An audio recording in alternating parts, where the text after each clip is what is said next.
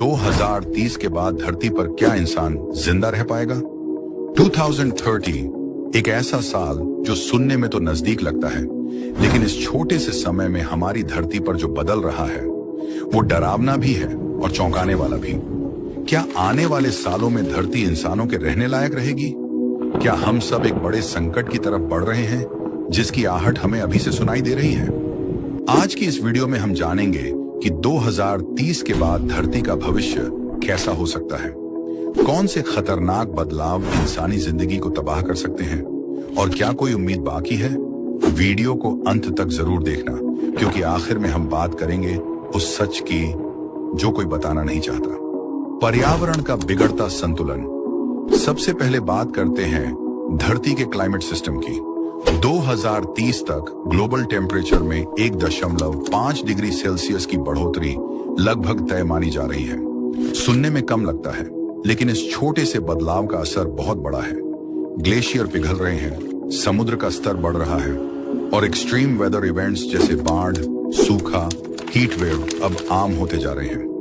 IPCC यानी intergovernmental panel on climate change की report कहती है कि अगर अभी कदम नहीं उठाए गए तो 2030 के बाद क्रॉप फेल्योर्स, वाटर स्कैर्सिटी और मास माइग्रेशन जैसी समस्याएं बढ़ सकती हैं। बढ़ता तापमान और हीट वेव का आतंक। एक बात सोचिए, अगर बाहर का तापमान 50 डिग्री सेल्सियस हो जाए तो क्या आप जिंदा रह पाएंगे? साउथ एशिया में यानी भारत, पाकिस्तान, बांग्लादेश जैसे देशों में 2030 तक इतनी खतरनाक हीट वेव्स आने की आशंका है जिनमें इंसान का बाहर रहना जानलेवा हो सकता है। नासा की एक रिसर्च के मुताबिक 2030 के बाद कुछ इलाकों में वेट बुलअप टेम्परेचर इतना बढ़ सकता है कि ह्यूमन सर्वाइवल नामुमकिन हो जाएगा, यानी पसीना तक शरीर से इवेपोरेट नहीं होगा और शरीर का कूलिंग सिस्टम फेल कर जाएगा। प्राकृतिक आपदाएं बनेंगी नॉर्मल। 2030 के बाद तूफान, बाढ़ और जंगलों की आग अब आपदा नहीं, नॉर्मल बन जाएंगे। उदाहरण, कैलिफोर्निया में हर साल जंगलों में आग लगना अब नई बात नहीं है। भारत में असम और बिहार में हर साल बाढ़ का खतरा बढ़ता जा रहा है। इंडोनेशिया जैसे देश समुद्र में डूबने की कगार पर हैं और ये सब सिर्फ शुरुआत है। साइंटिस्ट्स मानते हैं कि इन घटनाओं की फ्रीक्वेंसी और इंटेंसिटी दोनों बढ़ेंगी। खाना और पानी की किल्लत। सिर्फ मौसम नहीं, हमारी थाली भी खतरे में है। 2030 के बाद क्लाइमेट चेंज की वजह से खेती करना मुश्किल हो जाएगा। सूखा, बाढ़ और सॉइल डिग्रेडेशन की वजह से प्रोडक्शन कम होगा। खास तौर पर गेहूं, चावल और मक्का जैसे अनाजों की पैदावार घट सकती है। पानी की हालत भी चिंताजनक है। WHO की रिपोर्ट के अनुसार 2030 तक दुनिया की आधी से ज्यादा आबादी पानी की भारी किल्लत झेलेगी। अब सोचिए, बिना खाना और पानी के इंसान कितने दिन जिंदा रह सकता है। बीमारियों का बढ़ता खतरा। बढ़ता तापमान सिर्फ मौसम को नहीं, बीमारियों को भी बदल रहा है।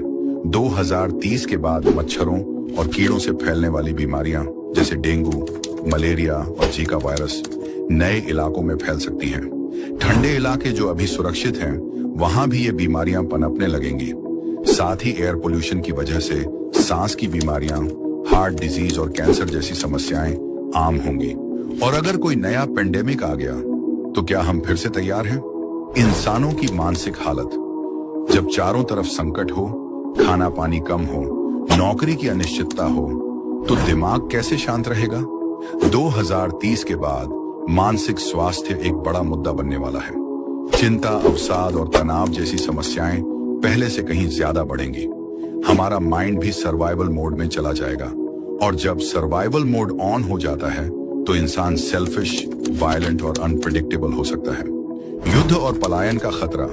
2030 के बाद रिसोर्स वॉर्स यानी पानी, जमीन और खाने के लिए लड़ाई छिड़ सकती है।